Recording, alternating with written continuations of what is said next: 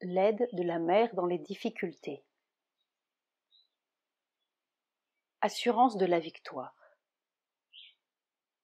Soyez sûr que la mère sera toujours avec vous pour vous porter sur le chemin. Les difficultés viennent et les difficultés s'en vont.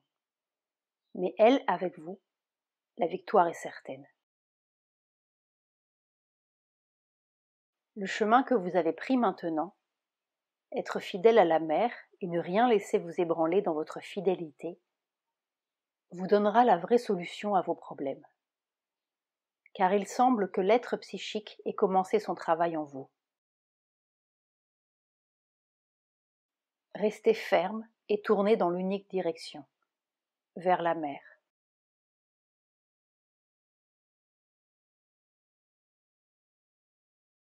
La descente et les difficultés. Est-il vrai que plus se rapprochera la descente du supramental, plus seront grandes les difficultés de ceux en qui il doit descendre d'abord? C'est vrai, à moins qu'ils ne soient si soumis à la mer, si psychiques, si plastiques, si libres de l'ego, que les difficultés leur en soient épargnées. Foi en le travail de la mère. C'est la vraie attitude que de tout abandonner à la mère et de lui faire confiance entièrement, et de la laisser vous conduire sur le sentier vers le but.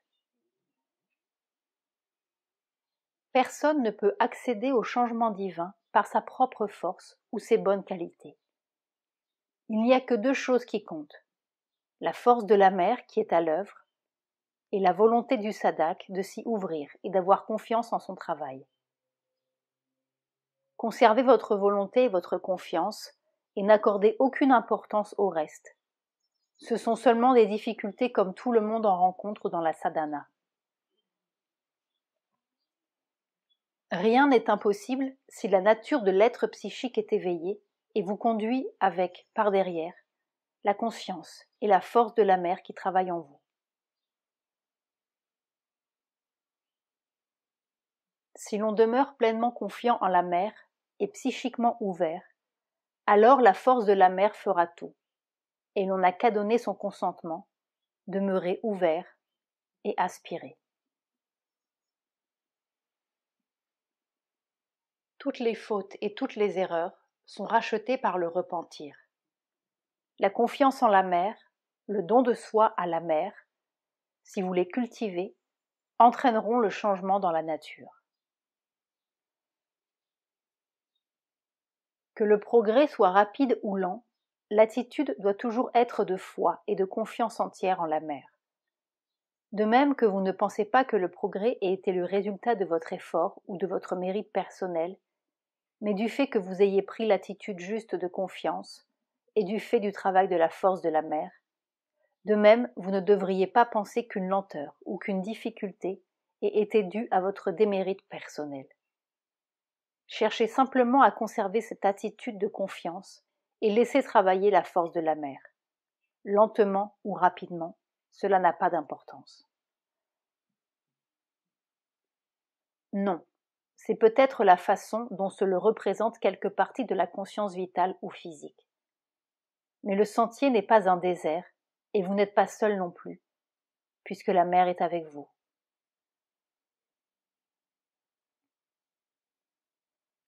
L'attitude positive de la mère. Mère ne pense jamais aux difficultés, aux chutes, ni aux dangers futurs.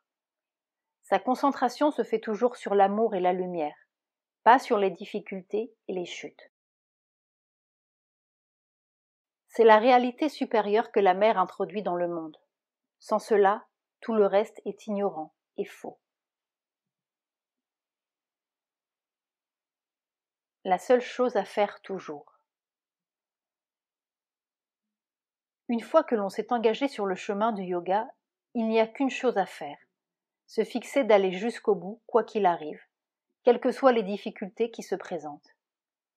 À vrai dire, nul ne parvient à l'accomplissement du yoga par son propre pouvoir. C'est par la force plus grande qui se tient au-dessus de vous que viendra l'accomplissement. Et c'est par l'appel, persistant à travers toutes les vicissitudes, l'appel vers cette force que viendra l'accomplissement. Même quand vous ne pouvez pas aspirer activement, demeurez tourné vers la mer pour que vienne l'aide. C'est la seule chose à faire toujours.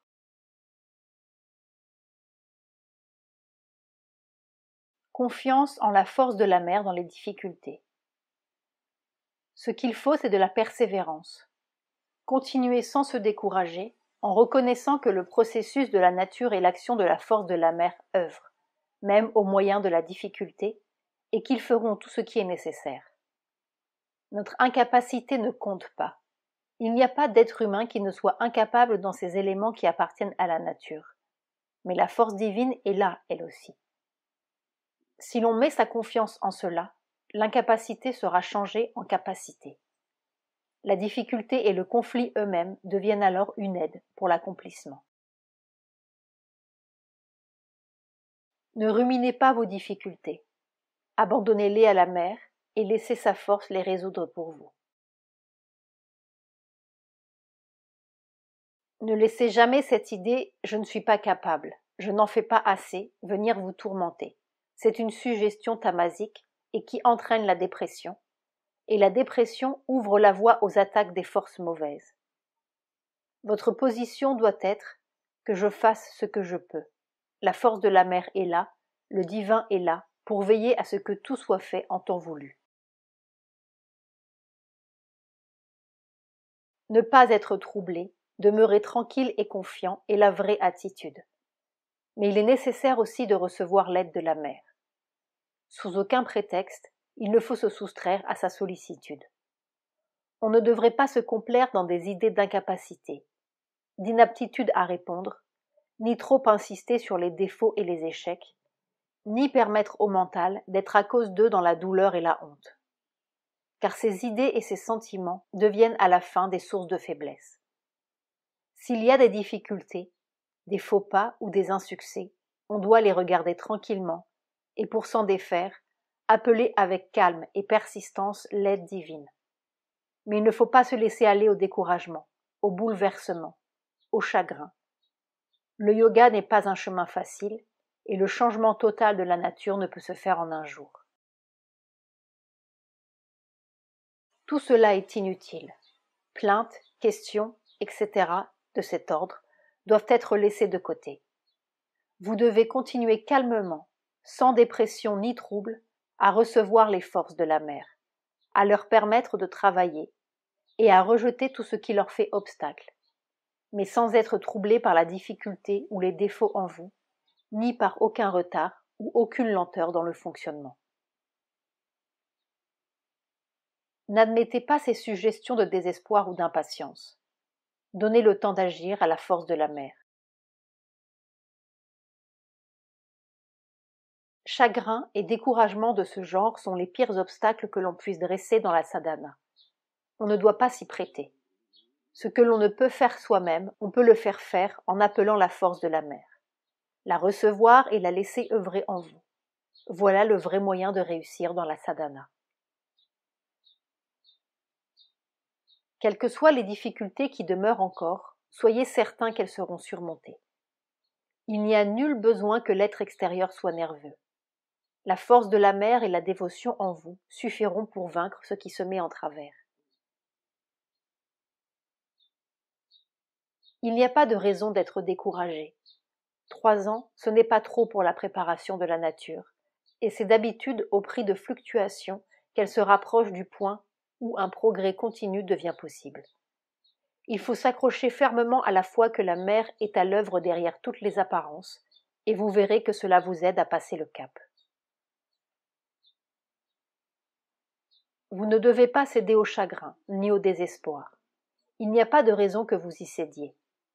La grâce de la mer ne s'est pas un instant retirée de vous. Ne laissez pas les attaques des autres vous secouer comme cela. Vous savez bien les motifs qui les font agir. Et quant au reste, ils ne vont pas conserver plus avant l'attitude que leur a dicté un accès de colère. La protection sera avec vous, et vous n'avez pas besoin de craindre ou de vous chagriner plus longtemps. Placez votre confiance en le divin et secouez cela comme un cauchemar terminé. Croyez bien que notre amour et notre grâce sont avec vous. Vous avez toujours trop compté sur l'action de votre mental et de votre volonté propre. C'est pourquoi vous ne pouvez pas progresser. Si vous pouviez prendre l'habitude de vous confier silencieusement au pouvoir de la mer, et non pas seulement de l'appeler pour soutenir votre propre effort, l'obstacle diminuerait et finirait par disparaître. Plus on est ouvert à l'action de la mer, plus les difficultés sont facilement résolues, et plus la chose juste est faite. C'est à vos efforts personnels sans direction que vous avez dû vos difficultés et d'être dans un état d'échauffement où vous ne pouviez pas méditer, etc. Je vous ai demandé de laisser tomber l'effort et de rester tranquille, ce que vous avez fait. Mon intention était la suivante. Si vous demeuriez tranquille, il serait possible à la force de la mer de travailler en vous pour établir un meilleur point de départ et commencer une ligne d'expérience. C'est ce qui commençait de se produire. Mais si votre mental redevient actif et tente d'arranger la sadhana pour lui, alors il y a des chances que se produisent des remous. La direction divine travaille le mieux lorsque le psychique est ouvert et en avant. Le vôtre commençait de s'ouvrir. Mais elle peut aussi travailler quand le sadhak n'en est pas conscient ou ne la reconnaît qu'au résultat. Difficulté et grâce de la mer. Peut-on croire que la grâce de la mer est à l'œuvre même quand les difficultés ne disparaissent pas? Sans quoi, chacun pourrait dire « Toutes mes difficultés doivent disparaître tout de suite. Je dois atteindre à la perfection immédiatement et sans difficulté. Autrement, c'est la preuve que la grâce de la mer n'est pas avec moi. » Vous devez rejeter tout cela. De telles dépressions peuvent vous fermer à ce que vous donne la mer. Il n'y a absolument aucune bonne raison pour une telle attitude. L'existence de difficultés est chose connue dans le yoga. Ce n'est pas une raison pour douter de la victoire finale, ni de l'efficacité de la grâce divine.